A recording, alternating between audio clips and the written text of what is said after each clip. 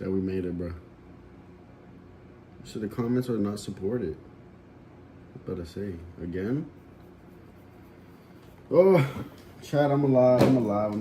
We made it, bro.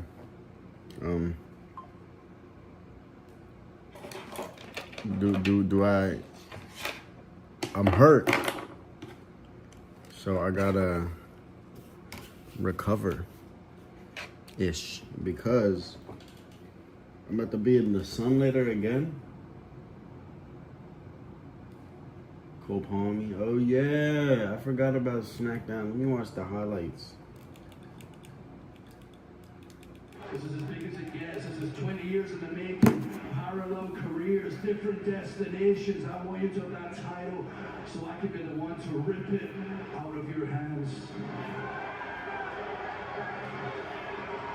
No, literally, Drew's back. I won't hesitate. Unlike somebody. Oh! Yeah, talk that shit. My princess.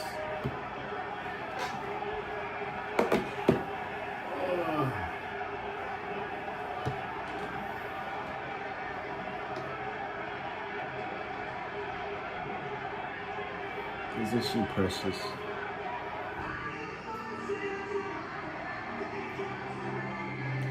Oh, facts. I forgot. Who the fuck is that? Oh, that's Charlotte.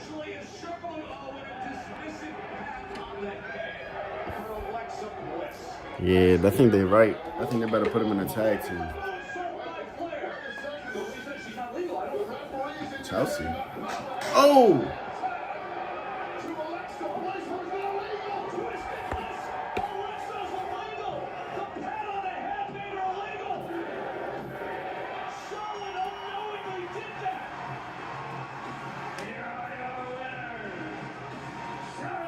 I like that team.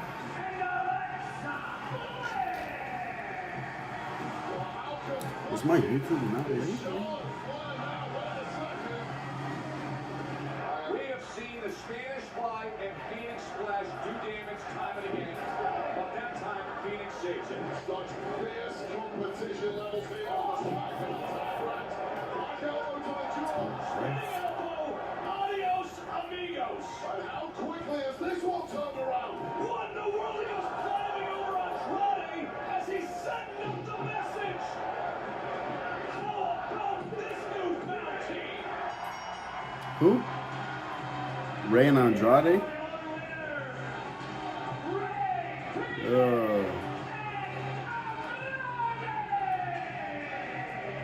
You said it. Sometimes the chemistry is just there right away. Oh. Bounced off the apron. Saban, just when he was a sitting target, the big No way the Wyatts beat Motor City, bro. and Ken Saban fight back. There's no way. I refuse to believe that. So resourceful, and it looks like finally in the nick of time, Johnny Gargano back on the apron. Comment c'est that dude. Took a DDT, and now Gargano wants in. I need more, like, caps. Wow, I left my phone here, didn't even charge it. Wait, what you mean? Was it an 8-man tag? Was it DIY and Motor City? Blasted.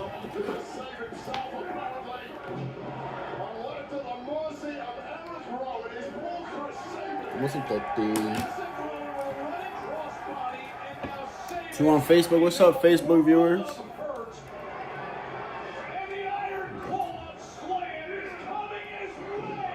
Facebook viewers. Come on. How was your 4th? I got home at 5 in the morning. I was with Skylar and Edgar.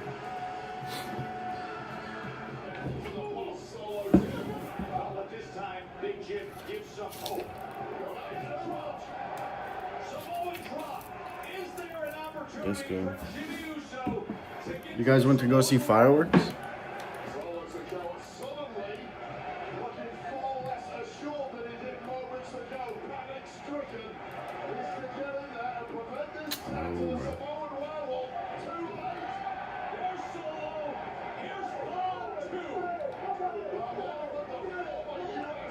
Ah.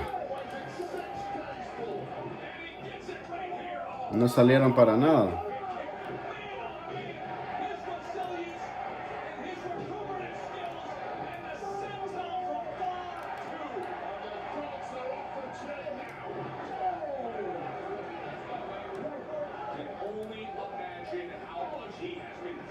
Oh my god, oh my god, oh my god, what's going on? Oh, we were at Kika's.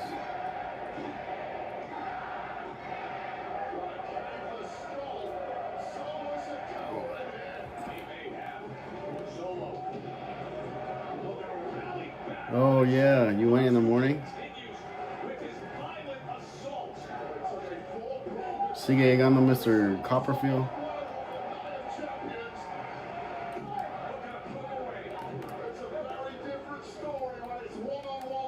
Hey, come on.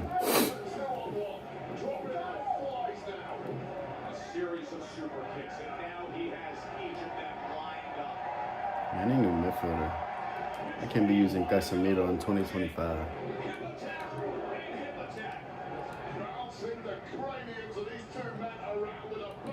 Oh yeah, that's good. I love you too, Mom. I might stop by tomorrow or Monday.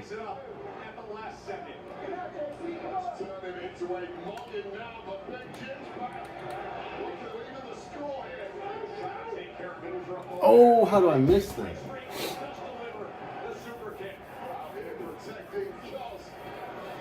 Jimmy and Jacob on the team. Jimmy in the all black. I don't like this.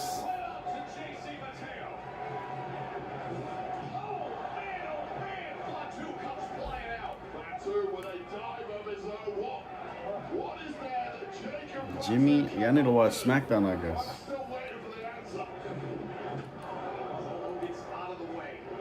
Come on, Neymar.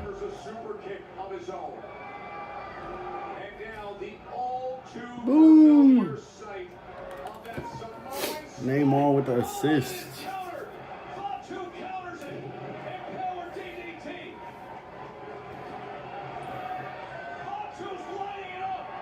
Bow! Nah, Jacob pinning Solo already? Should have never let Solo win the belt, bro.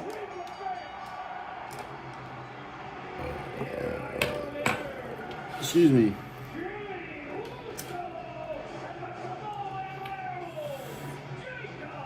Fatu.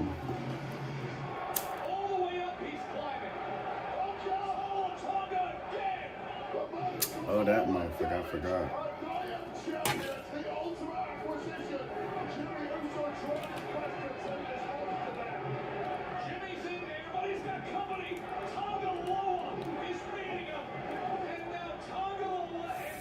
I forgot.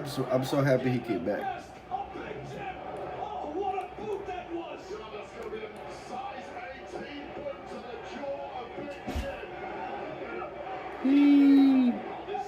Jericho.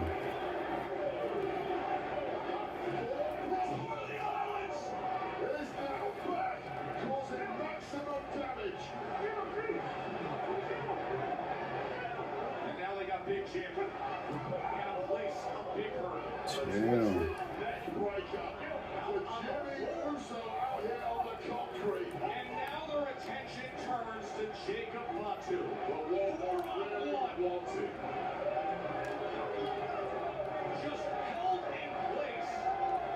Oh.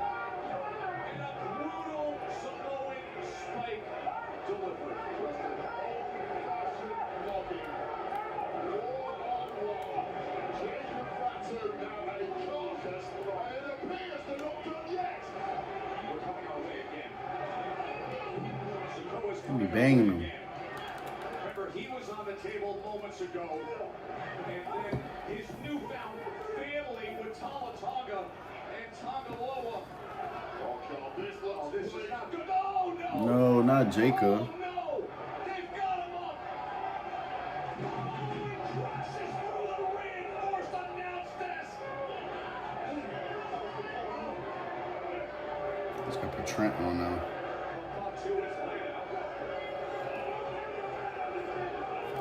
As he stands over him.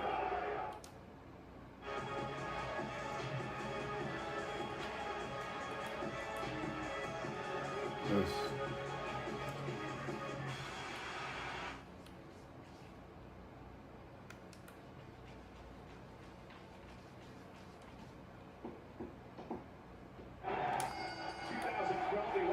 Done.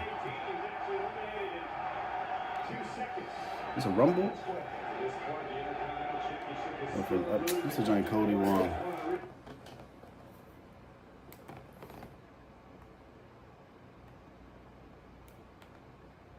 Let's talk Moussa Dembele. Now, the former Spurs midfielder, Belgian international, he's been retired for a few years now, as far as I know. This is my baller league the other day. Took a picture of him, really blessed dude. But yeah, his name has just completely jumped back into relevancy. Twitter is talking about him, TikTok is talking, everyone is talking about Moussa Dembele all of a sudden. And it really comes from the fact that over the last few weeks and months, and to be honest with you, seasons, but really over the last few weeks and months, there's been podcasts and interviews where Premier League footballers and ex-footballers come out and state that Moussa Dembele was one of, if not the straight-up best player they either played with or played against, which is crazy praise to say about a player like Dembele. And in turn, people are kind of taking it two ways. Some people He wasn't off? yeah, He was Dembele off. I was about to say. Like, this guy was better than this guy, and this guy is one of the best midfielders in Premier League history. And then the flip side has also happened because you know in life it works in two extremes, right? And the other extreme has come out and basically stated Dembele is so overrated. The guy wasn't even in the top 10 most important Spurs players. He's all aesthetics. Like, what does he have against these players? Is he blackmailing them or something like that? So I thought today we could talk about Dembele a little bit, and more so than just Dembele. I think the more interesting conversation is really, why do footballers think players like Dembele, why do they view them so highly? Why do they regard them so highly? So in this video we're going to talk about that, right? But if I give my quick opinion on Moussa Dembele, I think Moussa Dembele was a very, very talented player. In terms of when you just look at attributes, it's not about what their career ended up being, how consistent he was, what he accomplished. Forget about all that. Let's just talk about him as a player. He's very, very talented because Moussa Dembele was tall, he was very, very strong, he was very, very agile, and he was incredibly good in tight spaces. So good of a dribbler, especially in central areas, which as we know, right, dribbling in central areas is very, very difficult because of how congested the pitch was. So for his size, bro really backheeled that. Like, his height, he was an incredibly gifted footballer. So that is something with Moussa Dembele I don't think anyone can really disagree with. Anybody who watched Dembele can agree with my analysis there, right? I'm not saying anything crazy. And was Moussa Dembele rated very highly when he was playing? Maybe not as much as he kind of is being right now by some people, but I think everybody saw Moussa Dembele as a good midfielder, a good Premier League midfielder. Like, he wasn't a scrub. He wasn't a decent player. He was a very talented player that at times could put together some amazing performances. And he did. I mean, in that period where Spurs kind of went 2 seasons in a row kind of challenging for the league, if you want 15-16, they fell short, finished third, but 16-17 as well too when they lost to Chelsea to the league. Dembele was a big player in that team. Like, he was one of the main midfielders in that rotation of Wanyama, himself, Dele Alli obviously in front of him, Eriksen. He was a player in that team. I'm not going to say he was the most important, the best player in that team, but he was a key player in that side. So anybody really trying to pretend now that Moussa Dembele was average, I think that's kind of rewriting history. In fact, I remember there was a rumor when he was at Fulham. I don't know how much actual stock there is in this, but I remember reading it at the time because my dad told me about it. And I'm sure if I look it up right now, Real Madrid wanted Moussa Dembele, or at least there were links to Real Madrid when Moussa Dembele was playing at Fulham. I mean, ignore all the Jurassic World commercials, right? But yeah, 2012, August 1st, 2012, he's the real deal. Madrid showed interest in Fulham's Dembele. Real Madrid are understood to be the latest big club to show interest in signing Fulham attacking midfielder Moussa Dembele, who's entering the final year. That's when you about to get active now, Cleo. Previously shown interest in Dembele. Again, right, it's just rumors, of course, but I remember this rumor at the time, like, floating around, and it kind of just speaks to, again, the fact that whether you think he has an amazing career or not, or whether you think he's the best midfielder in history or not, which I don't, he was very, very talented. But that's kind of the What bag are you looking at? Footballers view Dembele so highly. That's really what's important. So as someone who's lucky enough to work in this industry, I rub shoulders with footballers a lot. And that's not me bragging about, like, oh, you go party or whatever. No, it's like I work in the same kind of space as a lot of them. Either whether it's me interviewing them, or for example, the last 2 weeks I've been going to the Zone every single week to do my show with James and Julian Laurent. And in that space, the show right before us is a show where Jonathan Mikel is on, Callum Wilson is on. We've had Edgar Davids was on yesterday at the time of recording, Gail Clichy, Christian Vieri. There's been plenty of footballers. And just in general, right, because of the nature of my job, I meet and speak to a lot of footballers. It's not me trying to flex that here, but that's the reality.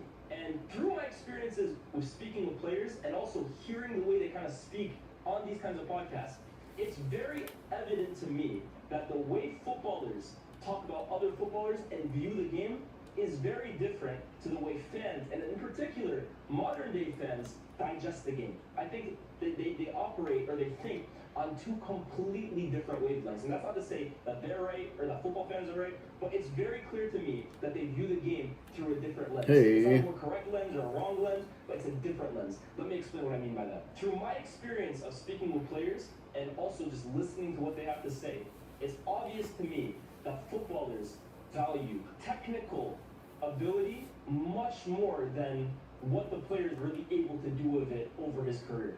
What do I mean by that? I think that professional footballers look at what someone is able to do with the ball at their feet, and that's how they value how good of a player you are. Like, if they see you do things with the ball that are just out of this world, I'm sorry, I don't think they really care too much about whether you're using those skills to win trophies or score 20 goals a season or win awards. I don't really think they look at it like that. They look at you purely through your footballing ability. And this is where the term pure footballer comes from. And I know a lot of modern day fans hate that term and they think it comes from social media. But the reality is, this is a term that's existed for a long, long time, whether it was through pundits, through journalists, and through players. As a footballer, like his pure footballing ability, that's a term that used to be used all the time, and now all of a sudden it's being used almost as a slur, like, oh, what does pure footballer mean? No, how your footballing ability, strip everything away, just how naturally gifted you are with a ball at your feet. I think professional footballers take that into account a whole lot more than football fans, who maybe view the game for a more holistic view in terms of your entire body of work, your mentality, your IQ, all that stuff. I think professional footballers and ex-pros look at how good you are with the ball at your feet and value that much higher than the everyday fan. The second thing that I have clearly understood now, the way footballers view the game, how good you are in a training environment. I think they value that extremely highly. Of course, that's something that as fans, unless you attend training sessions or you watch the training through some camera, I don't know, we'll never be able to understand because we're not there every single day. But how often do you hear footballers talk about other footballers that they've played with, and the phrase they always use is, bro, in training, 1v1, we can't get near this guy. He's on a different level. If you saw what this guy was doing in training, the way he strikes a ball in training, they use the training environment often, and I think that's because it's kind of happening right in front of them. They're seeing it every single day. Every single day. They probably aren't watching every single game of the weekend. It's impossible for them to, because first of all, they're playing during a lot of games, but I think what they see in front of them in training, they value extremely highly. I mean, you hear the way footballers talk about Steven Gerrard, for example, which is obviously Steven Gerrard's a much better player than Dembele, right? But oftentimes you hear them talk about Gerrard. Listen to the way England players talk about Gerrard. Oh, in England training, Gerrard is head and shoulders. When we play five-a-side, Gerrard is head and shoulders. The way Gerrard slaps a ball in training, he's head and shoulders above everybody else. They use the training environment and value how good you are in that kind of environment much more than obviously fans do, because again, we don't get to see training. But I urge you really to kind of pay attention when they talk about these players, because oftentimes when they talk about the best players that they've played with, the training environment is really something that they value quite highly. How good are you in those 1v1 kind of situations? How good are you in those kinds of drills? How good are you with the ball at your feet in training? How good are you at 11-a-side in training? Do I want you on my team? How often have you heard, right? Oh, any team that he's on in training, they always win. I've heard that expression so many times. And when I look at a player like Moussa Dembele, who, again, we just stated, very strong, very difficult to knock off the ball, and very good in tight spaces, I'm sorry, Moussa Dembele sounds like the Lionel Messi of training sessions. That guy is probably the best player in training every single week. Because imagine, if you're going up against him every single day in training, and you're against him in midfield, this guy's bulldozing you off the ball. Imagine trying to get the ball off Moussa Dembele in training. You probably can't sniff the ball off of him. And therefore, I think people look at that, or players that played with him. I'm going to show you guys a video in a bit. And in their eyes, that's the best player right there. Forget about what he does over the season, but the best footballer. Who's the best footballer? When you strip everything down and just how good they are at the game. Moussa Dembele for these guys must be at a different level. Because how do you kind of get him off the ball? Yeah, you can say he doesn't score enough goals, he doesn't create enough chances. But when he has the ball and you're trying to get it off him, how do you get it off him? How? He's too strong for you, he's too fast for you, he's too technical for you. Protects the ball way too good for you. I think they value how good you are in a training environment much more than I think us as fans even kind of take into consideration. And I want to show you guys this video right